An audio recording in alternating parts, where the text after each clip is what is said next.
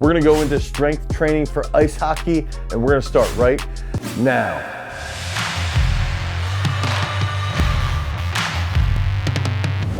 Ice hockey is one of those sports where there is a ton of speed involved. We're skating on ice with minimal amounts of friction, and there's big people, right? There's big, explosive, athletic people moving at very, very high speeds. It's an extremely explosive sport with a lot of strength components, with a lot of skill involved and a lot of coordination. And on top of that, it's a contact-based sport. So there's a lot of variables that we have to focus on when we're strength training for ice hockey. It's not just get into the weight room and back squat, do your deadlifts and do some curls and head home. We gotta factor in a whole bunch of key elements that contribute to developing that good strength training program. But before we dive into those elements, make sure that you like, you subscribe, and you ring that notification bell. So that first key element is almost the exact same element in every single sport. If we're trying to dominate in the rink, okay, we're out on the ice and we want to be beast hockey players, we have to focus on speed. And there's a key concept here is that I believe that when we're doing a lot of speed-based work in the weight room, you actually might want to do this holding an object, okay? Holding a stick, holding a ball, doing something along those lines that is going to mimic when you're on the ice, how you're gonna develop a ton of speed on the ice while holding a stick, while wearing a whole bunch of pads. Now, I won't say put on a whole bunch of pads while we're doing weight training, but I do believe it's important that when speed work is executed, there is a point of using that object in your hand because it's going to mimic that a little bit. Now we've got to think about how do we actually execute speed on the ice? We know that when we start, okay, when we're starting to initiate that stride, we're doing that from a unilateral position. We also know there's going to be a rearward stroke finish when we're trying to execute a high speed movement on the ice, okay? So those are key components. Now, stride length is going to be that distance that's traveled laterally as we're actually skating, and that's going to be at really, really high speeds where we're going to see that long stride length. But the thing in ice hockey is that very, very rarely, if ever, are you going to be at top end speed.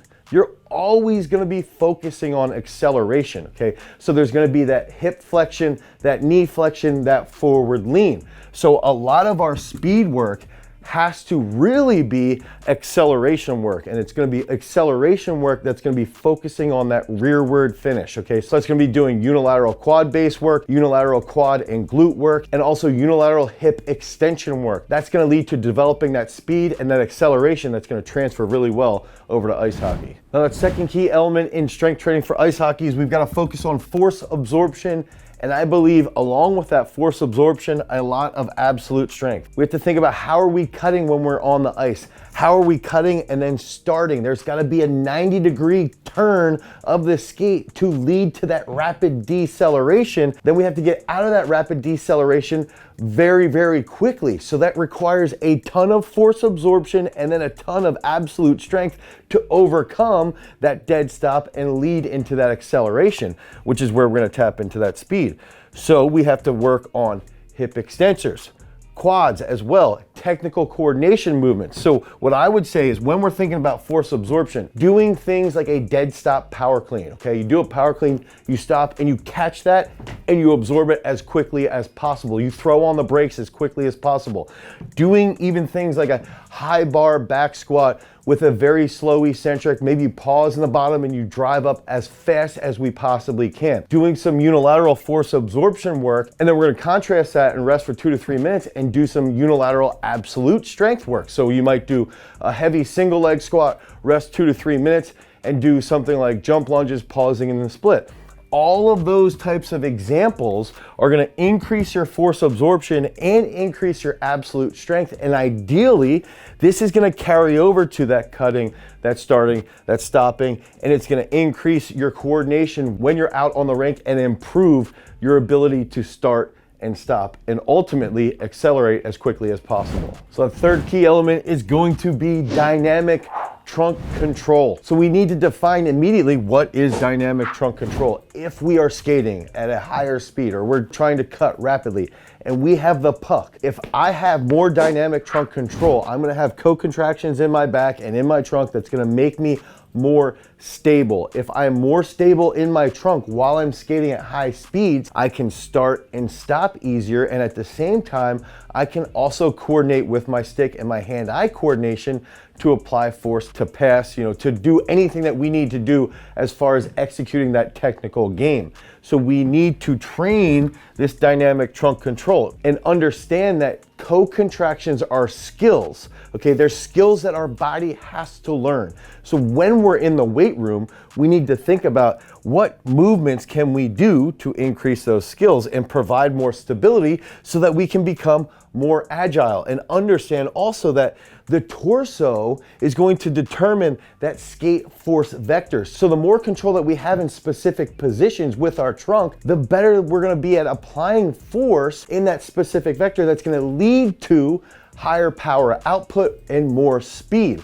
So when we're thinking about dynamic trunk control, we can do various technical movements, we can do reflexive movements, we can do explosive plyometric work that involves our trunk, we can do movements where we're doing lateral jumps as well, focusing on our trunk. We can do pre-fatigue movements where we try to fatigue our trunk, our abs. Maybe we do something as simple as an ab wheel for a set of 15, and then we have to go do and execute side jumps or work through a complicated plyometric series while having that fatigued trunk. So that leads to better control and better mind-muscle connection, and ultimately greater dynamic trunk control, which is going to lead to better performance on the ice.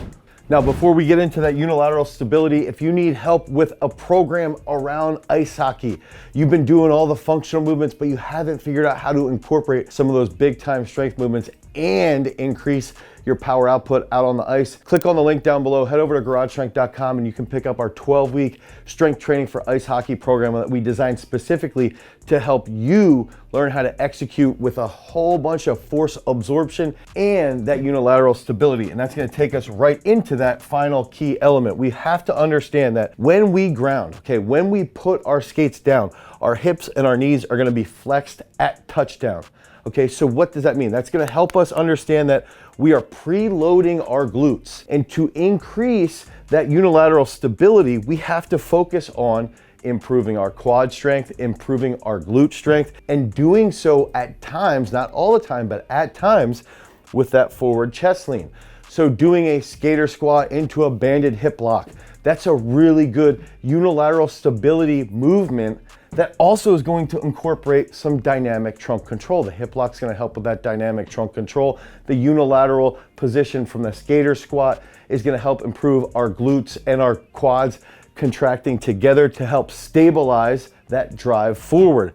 Now, we also need to focus on hip abduction. So think about hip abduction going out away from the hip girdle, but also hip adduction, a deduction. So we're bringing that skate in under us to try and improve our power output. So we can use movements like a COSSACK squat or a sliding COSSACK squat or a side band walk, simple movements like this to improve our unilateral stability. And then finally, one of the really key concepts is improving our ankle mobility. So if we have ice hockey players that can't achieve dorsiflexion in their ankle, they're not going to be able to have as much of a forward lean. They're not going to be able to have as much knee flexion or hip flexion, and they're going to be slower.